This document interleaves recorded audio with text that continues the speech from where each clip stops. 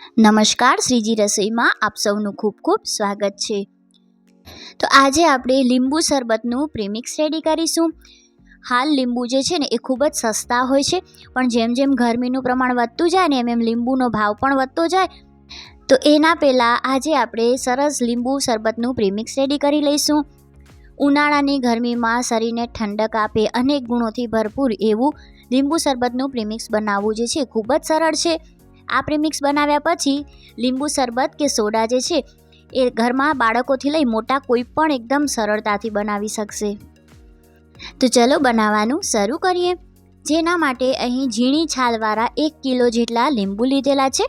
તો ઝીણી છાલવાળા જે લીંબુ હોય ને એમાં રસનું પ્રમાણ જે છે એ વધારે હોય છે।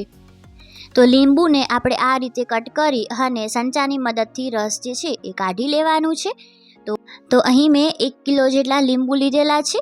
તો માપ જે છે ને એ લીંબુ શરબતના પ્રીમિક્સનું ખૂબ જ સરળ છે। 1 કિલો લીંબુ લઈએ તો એની સામે લગભગ 1 તપેલી જેટલું પાણી નીકળે છે। બાકી લીંબુની ક્વોલિટી ઉપર ડિપેન્ડ કરે। તો અહીં 1 તપેલી ભરીને લીંબુનું પાણી નીકળેલું છે। તો આ રીતે આપણે પોળા વાસણમાં લીંબુ પાણી જે છે એ ગાળીને ઉમેરી દેવાનું છે।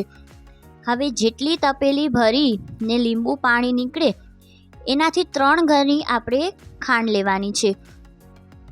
જો તમે બહુ ગળ્યું ખાતા હો તો તમે 3.5 તપેલી ભરીને ખાંડ લઈ શકો છો, પણ 3 તપેલી જે છે એ મોર દેન ઇનફ થઈ જશે। ખટાશ અને ગળાશનું બેલેન્સ એકદમ બરોબર રહેશે। હવે બીજો પ્રશ્ન અહીં તમને એ થતો હશે કે આ રીતના આપણે આખી ખાંડ લઈએ એના કરતાં ખાંડનું પાવડર લઈ લઈએ તો, પણ ના, ખાંડનું પાવડર જે છે નથી લેવાનું। આપણે અહીં લીંબુનું જે પાણી છે ને એને સૂકવવા દેવાનું છે।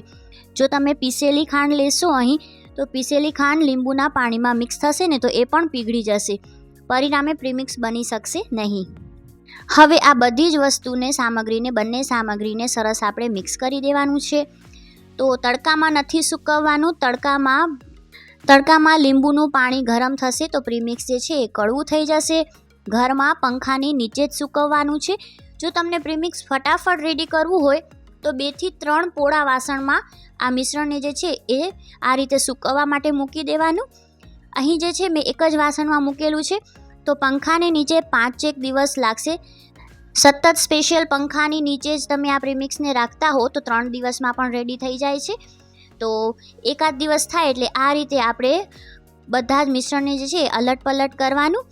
તો તમે જુઓ 1 દિવસ પછી આ મિશ્રણ જે છે એ કેવું થઈ ગયું છે। તો મને અહીં આ પ્રીમિક્સ બનાવવા માટે 4-1 દિવસ જેટલા લાગ્યા હતા। જો તમને આજની આ રેસીપી ગમે કે ઉપયોગી લાગે તો વિડીયોને ચોક્કસથી લાઈક કરજો। હજી સુધી ચેનલને સબસ્ક્રાઈબ ના કરી હોય તો ચેનલને સબસ્ક્રાઈબ પણ જરૂરથી કરજો। તો 4 દિવસ પછી તમે જુઓ આ મિશ્રણ જે છે એકદમ સખત થઈ ગયું છે। આ રીતના જે ગંઢો વળ્યો છે ને એ ગંઢાને જે છે ને આપણે તોડી જોવાનું। જો અંદરથી ભીનું લાગે ને તો સમજવાનું કે હજી મિશ્રણ જે છે એ સ્ટોર કરવા માટે, ગ્રાઇન્ડ કરવા માટે રેડી નથી, પણ ગાંઠો જે છે એ તૂટતો નથી। હવે 2 થી 3 બેચમાં આ પાવડરને આપણે પીસી લેવાનું છે। અહીં હું 3 ટેબલ સ્પૂન જેટલું મીઠું ઉમેરીશ, પણ દરેક બેચમાં 1-1 ટેબલ સ્પૂન જેટલું મીઠું ઉમેરીશ અને બધું જ સરસ એકદમ બારીક જે છે આપણે પીસી લેવાનું છે। પ્રીમિક્સને એકદમ સરસ રીતે સાચવવા માટે એક વાતનું અહીં ખાસ ધ્યાન રાખવાનું છે કે મિક્સરના ઢાંકણમાં કે વાસણમાં તમે સ્ટોર કરો એ પણ વાસણમાં પાણીનું પ્રમાણ બિલકુલ પણ ના હોય, એ વાતનું ખાસ ધ્યાન રાખવાનું છે। તો અહીં બધું જ પાવડર જે છે એ મેં રેડી કરી લીધેલું છે। હવે ટાઈટ ક્લીન કન્ટેનરમાં આ પાવડરને આપણે વરસ દિવસ સુધી સ્ટોર કરી શકીએ છીએ।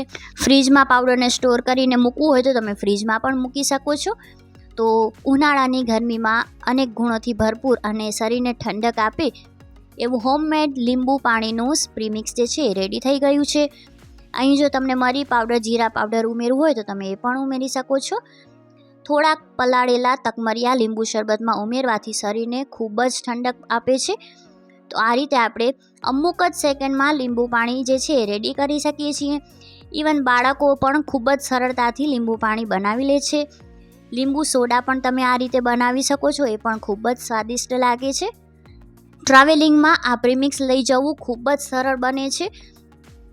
આશા રાખું છું તમને આજની આ રેસીપી ઉપયોગી લાગી હશે। ફરી મળીશું નવી રેસીપી સાથે, ત્યાં સુધી આવજો।